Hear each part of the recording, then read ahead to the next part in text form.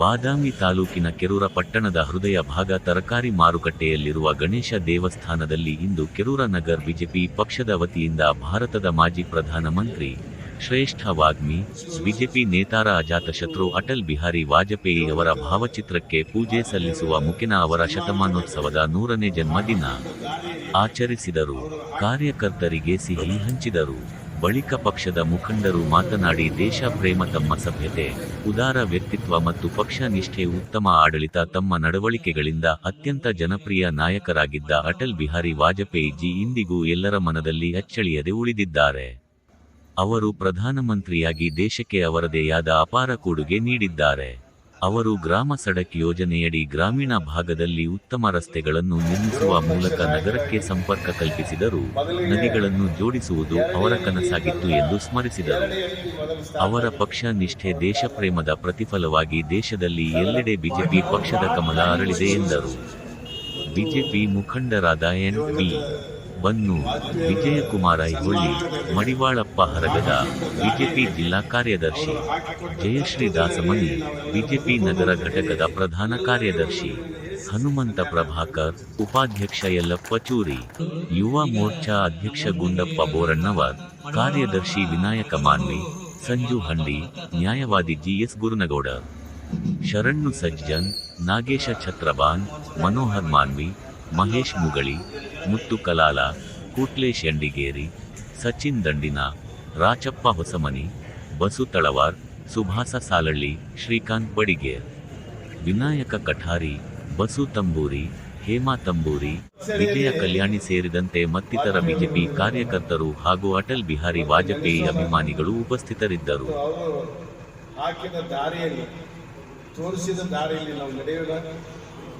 ದೇಶ ಪ್ರೇಮ, ದೇಶ ಉಳಿಬೇಕು. ನಾವು ದೇಶ ಉಳಿದ ಮಾತ್ರ ನಾವು ನೀವು ಉಳಿತೀವಿ.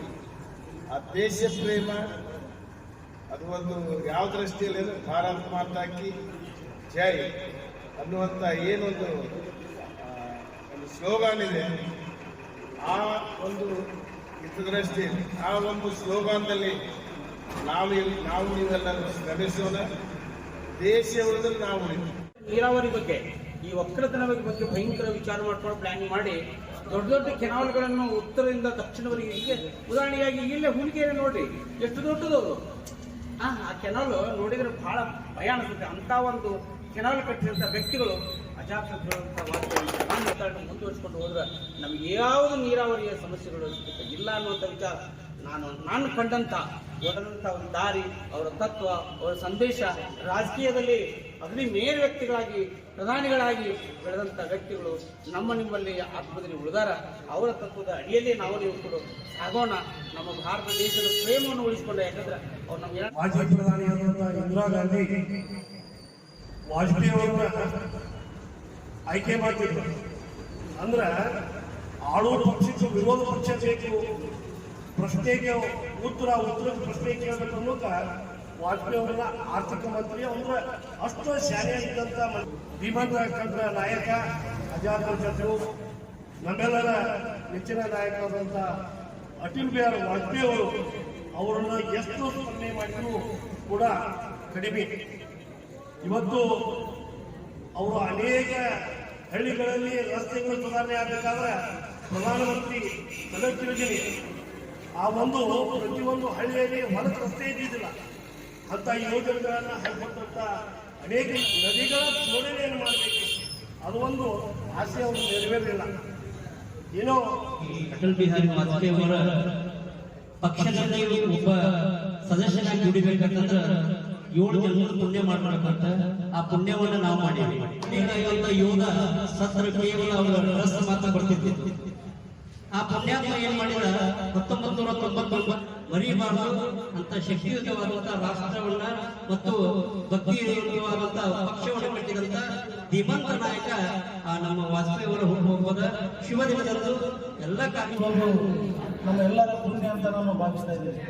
ಯಾಕಪ್ಪ ಅಂತಂದ್ರೆ ಅಟಲ್ ಬಿಹಾರಿ ವಾಜಪೇಯಿ ಅವರು ಅತ್ಯಂತ ಪ್ರಧಾನಿಗಳಲ್ಲಿ ಅತ್ಯಂತ ಪ್ರಭಾವಶಾಲಿ ಹಾಗೂ ಉತ್ತಮ ಸೇವೆಯನ್ನು ಮಾಡತಕ್ಕಂಥ ಪ್ರಧಾನಮಂತ್ರಿಗಳು. ಏನಂದ್ರೆ ಅಟಲ್ ಅಂದ್ರೆ ಯಾವುದಕ್ಕೂ ಕುಗ್ಗದಿಯರು ಮತ್ತು ಬಗ್ಗದಿಯರು, ಅದಕ್ಕಾಗಿ ಅವರು ತಂದೆ ತಾಯಿ ಆ ಹೆಸರನ್ನು ಇಟ್ಟಿದ್ರು.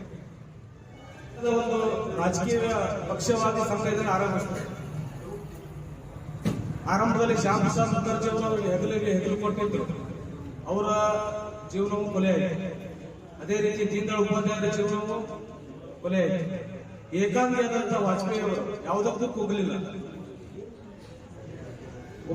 ಒಂದು ವಿಚಾರ ಏನಂದ್ರೆ, ಅವರು 1967 ವರ್ಷ ಅವರಿಗೆ ಅಧಿಕಾರ ಇಲ್ಲದ ಕಾರಣ ಅವರು ಎಂದೂ ಸಿದ್ಧಾಂತಕ್ಕೆ, ಪಕ್ಷಕ್ಕೆ, ದೇಶಕ್ಕೆ ತತ್ವವನ್ನು ಮರೆತು ಎಲ್ಲೂ ಹೋಗಲಿಲ್ಲ. ತಮ್ಮ ಬದ್ಧತೆಯನ್ನ, ತತ್ವ ಸಿದ್ಧಾಂತವನ್ನು ಎಂದೆಂದಿಗೂ ಗಟ್ಟಿಯಾಗಿ ನಿಂತರು. ಅದಕ್ಕಾಗಿ ಇವತ್ತು ಅವರು ಶತಮಾನೋತ್ಸವನ ದೇಶ ಅಷ್ಟೇ ಅಲ್ಲದೆ ಇಡೀ ಜಗತ್ತು ಅವ್ರ ಶತಮಾನೋತ್ಸವವನ್ನು ಆಚರಿಸ್ತಾರೆ.